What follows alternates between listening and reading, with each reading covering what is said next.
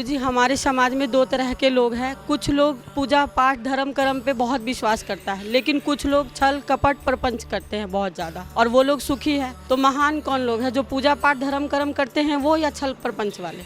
कुछ लोग छल कपट करते हैं सुखी हैं, कुछ लोग पूजा पाठ करते हैं दुखी हैं। इस प्रश्न का सीधा सा उत्तर यहाँ लेके चलते हैं, वहाँ पे महाभारत काल में ले जाते हैं आपको, और महाभारत की दो कथा सुनाते हैं, आपके प्रश्न का उत्तर आएगा। एक गली में दो लोग रहते हैं। एक गली में एक छोटा सा आदमी रहता है जिसका नाम है विदुर, और एक आदमी बड़े से महल में रहता है, उसका नाम है दुर्योधन। दुर्योधन पूजा पाठ में बिल्कुल भी रुचि नहीं रखता, वो छल कपट सब में रुचि रखता है, और बहुत शीश महल में रहता है। 7 मंजिल का घर है उसका, दास दासियां सेविका सेवक नौकर सेना सब है उसके पास में, और राजा भी है वो। और विदुर जी के पास में कुछ है नहीं, छोटा सा कुटिया है उसके पास, न खाने को है न सोने को है, बड़ा मुश्किल है।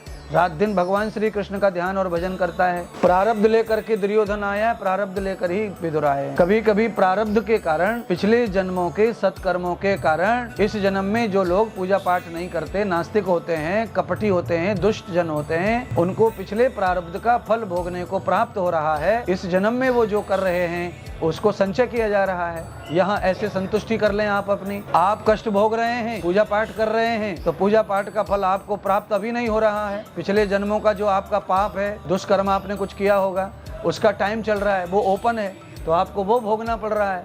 जैसे ही आपके पूजा पाठ का समय आएगा, ये पाप समाप्त होगा, तो आप परम सुखी हो जाएंगे, और जो सुखी दुष्ट जन आपको दिख रहे थे वो उनका सत्यानाश हो जाएगा, उनका पानी देने वाला भी कोई नहीं रहेगा। क्योंकि अच्छाई की ही जीत है संसार में, देर लगती है। प्रारब्ध जन्म जन्मों का संस्कार व्यक्ति के साथ में चलता है। विदुर जी को लंबे समय तक तकलीफ भोगनी पड़ी, पर अंत तो गत्वा दुर्योधन का कल्याण नहीं हुआ।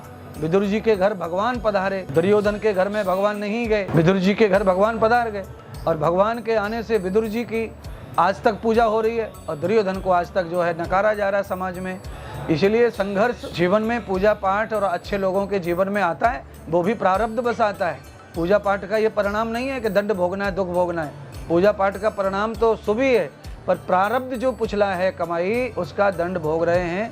आगे हमको 20 साल जो दंड भोगना था पूजा पाठ की वजह से, वो 5 से 10 साल में समाप्त हो जाता है, उसमें भी लाभ प्राप्त होता है। इसलिए पूजा पाठ करते करते जो भी कष्ट आए, कभी विचलित नहीं होना चाहिए। अच्छाई का अच्छा फल होगा, टाइम होगा तो लगेगा, टाइम लगेगा।